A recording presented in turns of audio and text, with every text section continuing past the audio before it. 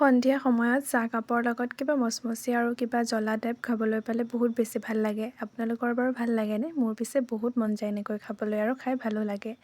আজি কি খাম বুলি ভাবি থাকোঁতে মনত পৰিলে পকৰীৰ কথা। আৰু যিহেতু ঠাণ্ডাৰ দিন, বন্ধাকবি ঘৰতে আছিলে, ভাবিলোঁ আজি বন্ধাকবি আৰু বেচন দি ধুনীয়াকৈ পকৰী বনাই খাওঁ। তাৰপাছত বন্ধাকবিখিনি ধুনীয়াকৈ মিহি মিহিকৈ কুটি ল'লোঁ। তাতে পিঁয়াজ, জলকীয়া, পিঁয়াজৰ নল আৰু প্ৰয়োজন অনুসৰি নিমখ, হালধি লগতে অকণমান জলকীয়া গুড়ি দি ধুনীয়াকৈ মিক্স কৰি লৈছোঁ। আৰু ইয়াত মই বেচনখিনিও দি লৈছোঁ। আৰু এতিয়া মই অলপ পানী দি পেলাই গোটেইখিনি মিশ্ৰণ ধুনীয়াকৈ বনাই ল'ম। আৰু ইয়াত মই ধনিয়াও দিছিলোঁ, কিন্তু ভিডিঅ'টো কৰিবলৈ থাকি গ'ল। ধনিয়া দিলে সোৱাদটো বেছি ভাল হয়।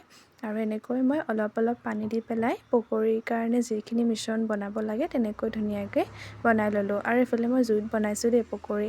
তাৰপাছত আমাৰ তেল গৰম হৈ গ'ল আৰু ধুনীয়াকৈ পকৰী চাইজত গোটেইখিনি দি দিয়া হৈছে।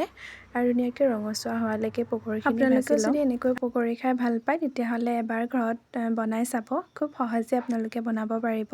আৰু এইফালে মোৰ পকৰীও হৈছেহি আৰু ৰঙচুৱা হৈছেহি অলপ।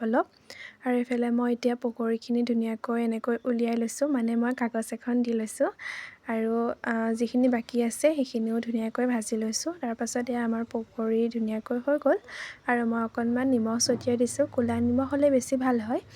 আৰু খাবলৈ যে বহুত বেছি টেষ্টি আছিলে। আপোনালোকে এনেকৈ বনাই খাব পাৰে। তো আজিৰ ভিডিঅ'টো ইমানেই আছিলে।